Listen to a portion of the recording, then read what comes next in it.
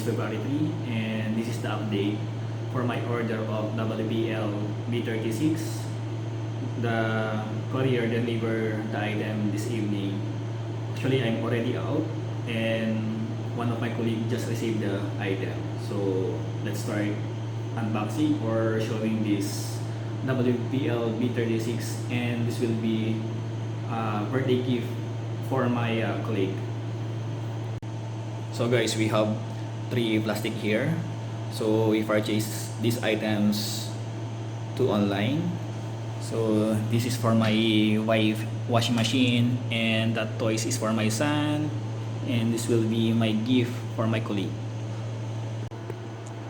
So guys, let's start unboxing this WPL B36. Actually guys, this is my second time to unbox this WPL B36. Last month I purchased also the WPL B36, same price with this WPL B36 that we have now on the table. My colleague wants to start having a RC and to start the hobby for RC.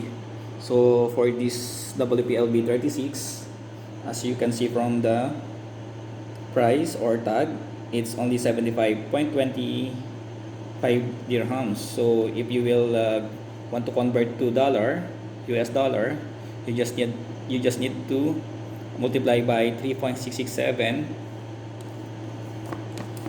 to get the US dollar.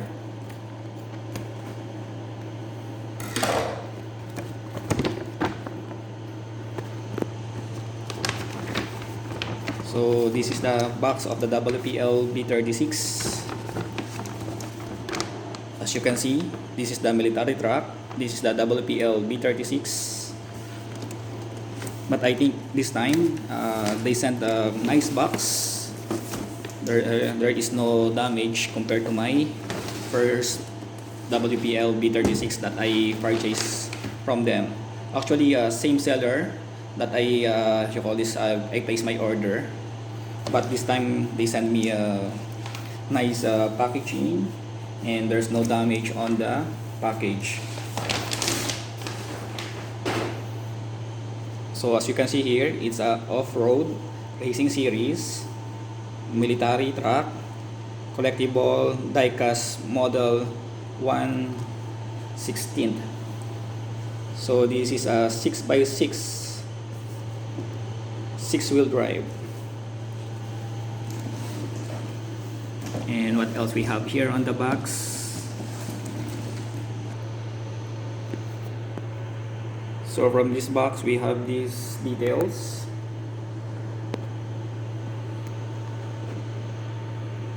Okay, this is the details or manual. We have here the battery use. Okay.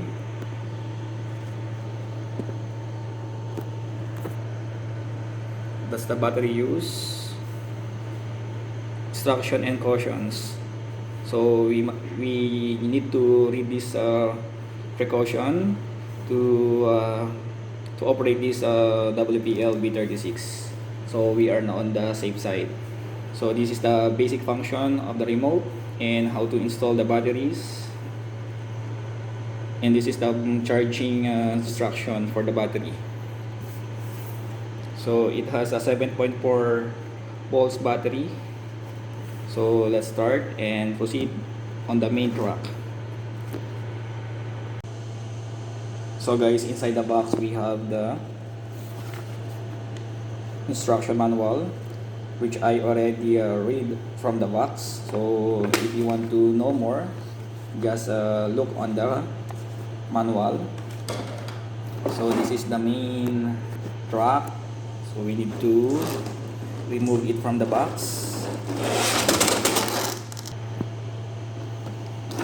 This is the packaging of the WPL. So there is a protective plastic. And this is the main truck. Oops. The transmitter. This is the transmitter. And this is the function. So if you want to turn it on, this is the on-off switch. and there is a power LED indicator, and this is for you call this for the steering orientation. It's made of plastic, forward and reverse. To install the battery, you need to unscrew these two screws. I think it's only one, only on the bottom, and you need to provide two AA batteries. So what else we have here inside the box? So there is some accessories, a lip spring, lip shocks. This is a spare. And what else we have here? This is for the some accessories for the WPL B36. So let's check the B36.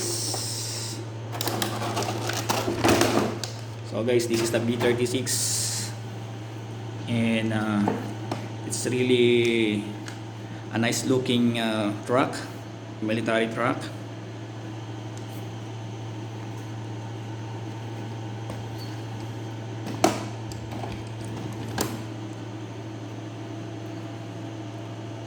So this door so for this door you can also open this one, but it will not easy to open because I'm also holding a cell phone to record this unboxing.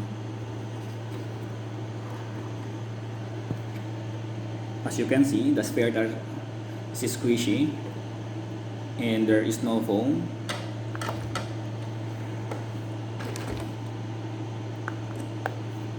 So for the tires, you just need to apply glue. Okay.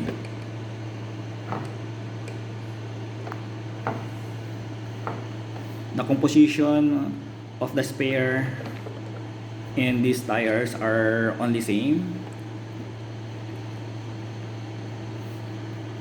There is no foam inserted. And for the battery, it's located on the hood. It's under the hood. So guys, this is the battery.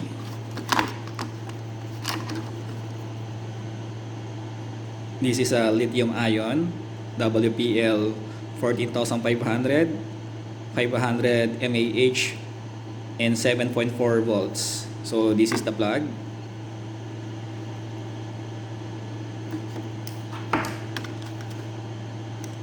And for the charger, this is the charger that you can plug to your computer or laptop or for your mobile charger. So let's try the battery. Let's try to switch it on. The switch is on the bottom.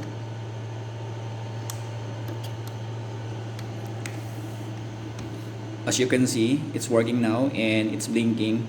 Once you turn on the transmitter, these two LED light on the front or the headlight will become steady. So which means the transmitter and this truck are already binded.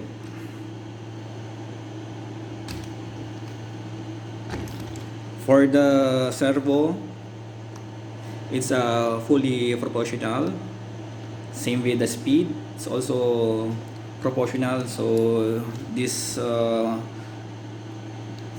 this RTR version is really nice. You don't need to upgrade or to purchase another ESC to make it proportional, or to purchase another servo to make it proportional.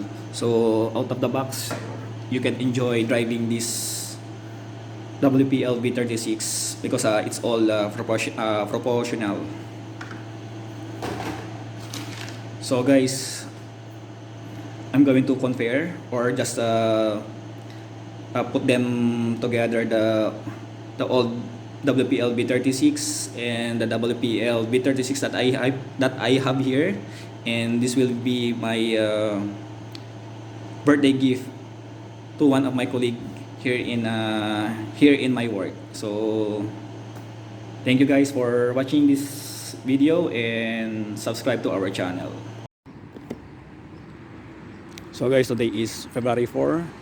So it's time to bring this WPL B36 in my work, and I'm going to give it to my colleague later.